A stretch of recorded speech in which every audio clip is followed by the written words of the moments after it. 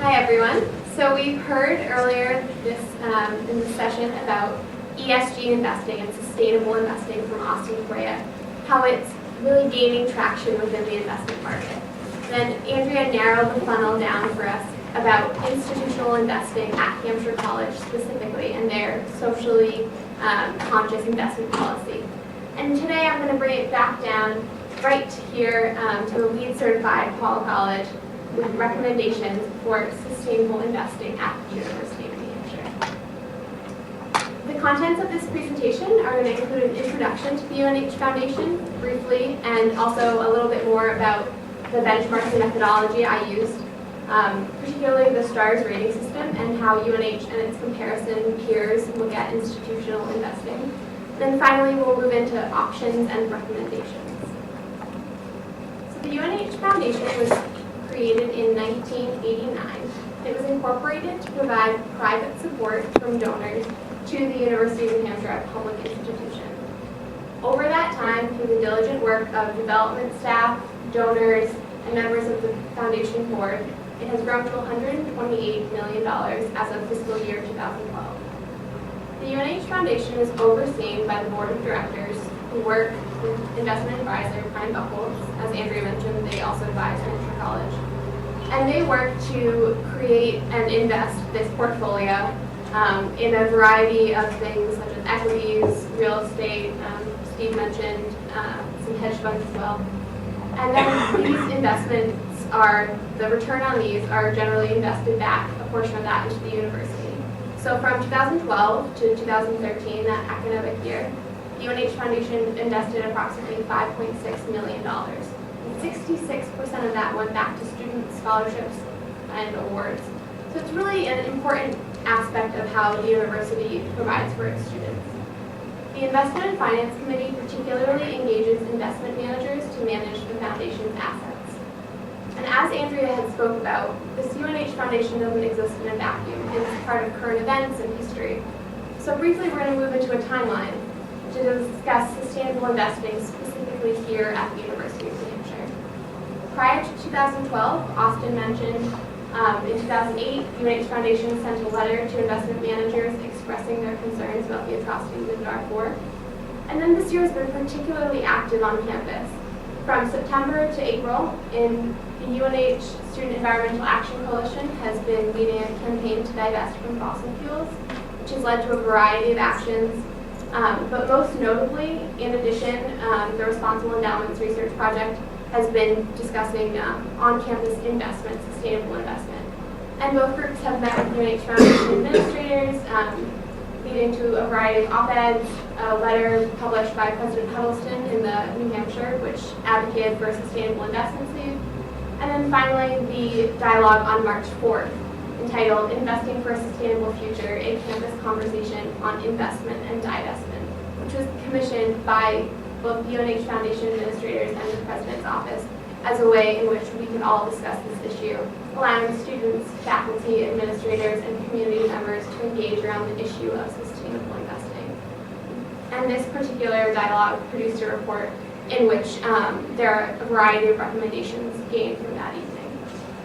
Now, sustainable investing at UNH is one thing, but in order to move forward, we really need to contextualize the sustainable investing. And the way in which I chose to do this was by using ratings and reporting systems.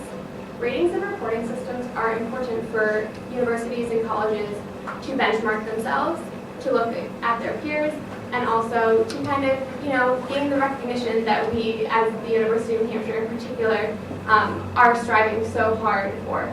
So these bottom three rating systems, the Princeton Review, Sustainable Endowments Institute, and Sierra Club, come out with some rating systems, some awards that you might have heard of. Sierra Club, Coolest Schools, the University of New Hampshire was recognized. But the preeminent rating system is actually called the STARS system. And now that all 4 of these particular rating systems use the same survey, they were experiencing some survey fatigue from having to take so many different surveys, so they consolidated under one. But the STAR system has really emerged as the gold standard. ASHE, which is the Association for Advancement of Sustainability in Higher Education, runs this particular system entitled Sustainability Tracking Assessment Rating System. And approximately 450 institutions participate in this system, 42 of which are gold ratings, along with the University of New Hampshire, which is pretty cool. Sustainability Institute gets a lot of credit for that. But the STAR system is used to define best practices across multiple areas of sustainability in higher education, demonstrate institutional leadership in sustainability, and provide a management tool for current and future initiatives. The reason an independent opt-in rating system is so vital in comparisons is that STAR's rating system takes into account 200 points, everything from education to operations and planning to engagement. And it's really vital to try and get a holistic approach of a university instead of just pigeonholing one particular aspect of sustainability. However, that being said, for this particular presentation, we are going to look solely at the investment rating system because that's what we are interested here today. So the UNH STAR's gold rating is broken down into the subsection of investment. And this investment category ranks 16.75 total points. And the University of New Hampshire currently attains 6.17 of these points. You'll note that the University of New Hampshire is currently pursuing shareholder advocacy, positive sustainability investments, and investment disclosure. However, the University of New Hampshire, out of the total number of points, you can see that 9 points are available for positive sustainability investment, by far the largest portion. And the University of New Hampshire only has 0.92% of those points. And this is currently coming from a Vanguard Energy Fund, which was invested in 2009, so we're not completely sure if that's still part of the holdings. However, 0.92 is something that we can surely improve upon. And the way that we can know we can improve upon these things, one of the ways, is by looking at the UNH comparison institutions. Now, there are 8 comparison institutions that the University of New Hampshire has selected for itself. You'll note that most of them are in the Northeast or Mid-Atlantic region. They're 4-year doctoral institutions, and they're mostly public land grant.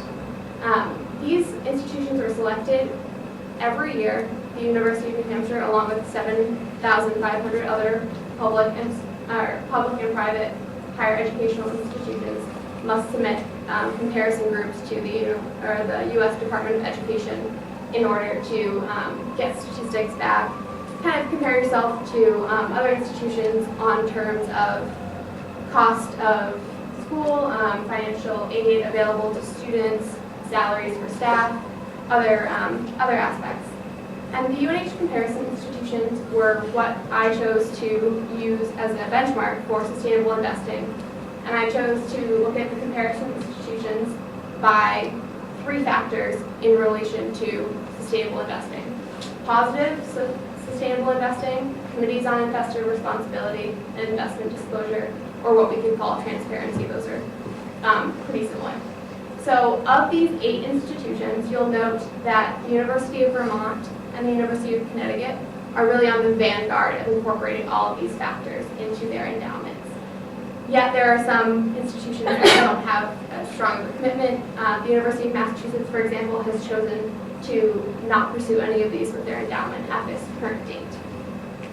Giving you a little bit of a better visual about where these institutions stack up, on the x-axis we have evidence of sustainability in operations and academics, taken from the STARS or Green Report Card ratings, and then on the y-axis, evidence of sustainable investing, again from these same rating systems. So you'll note that the University of New Hampshire, while achieving a gold rating in evidence of operations, academics, overall we're doing well. But we could really use a bit of a boost in terms of sustainable investing. And in order to compare ourselves once more, we're looking at the University of New Hampshire against the University of Vermont. So the University of Vermont doesn't actually have a STARS rating. They use it as an internal piloting system in which they have not reported their findings to ASHE, which is the Association of Advancement in Higher Education.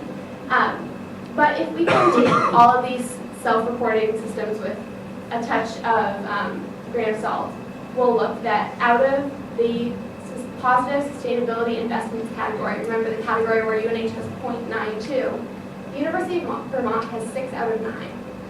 And that is because 20% of their endowment is invested in a positive sustainability mutual fund. And in order for us to do that, we took a deeper look. So this is a potentially confusing slide, but STARS is actually revamping their system.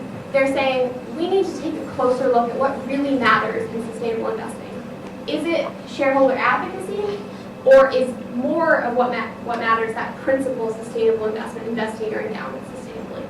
So STARS 2.0 has redone these investment criteria, and they're putting 12 points on sustainable investment. If we kept our current 0.92, we would get only 1.2 points in that category. We don't have a committee on investor responsibility as of late, so we're not getting points from that. And investment disclosure, while the UNH Foundation is incredibly motivated to do this, they have their 990 statements online, they have their asset allocation, they've done a great job publishing annual reports. STARS is now saying that's not enough. We want a once yearly snapshot of what you're actually holding in your portfolio. So going forward, our options and recommendations portion of this presentation, not only informed by my research, but also what Austin told you previously, what Andrea has said about a socially or sustainable investment policy. How should the UNH Foundation approach integrating sustainable investing into the endowment? And this has really become a topic over the course of this year that has had a lot of support from students, alumni, faculty, and staff. So we're also taking into account the dialogue, the Investing for a Sustainable Future. We want to make sure that this is on UNH's mind for years to come. So just to reiterate, STARS 2.0 investment criteria, sustainable investing, Committee on Investor Responsibility, and investment disclosure. So the potential to institute an opt-in sustainable investment sleeve should really, the UNH Foundation should be commended for their efforts in taking the lead on this and really seeing what a sustainable investment sleeve could look like. The pros of an opt-in strategy, where donors would, if you're donating to the UNH Foundation, you would check a box saying, I want my donation to be invested under these ESG sustainable investment sleeve criteria, or that it accommodates donors' interest in sustainability, ESG, and maximizing the impact of their gifts. This coincides with the launch of the capital campaign and responds to stakeholder calls for UNH Foundation investing practices to be aligned with UNH's sustainability mission. The cons: less capital limits diversification potentially and performance. The potential disregard by donors due to distrust or confusion. But having noted this, Austin did just give us a really comprehensive presentation about the dispelling of some of these myths, that it's not the either-or choice that we thought it might be, that you can achieve above or at market rates of return while incorporating ESG criteria.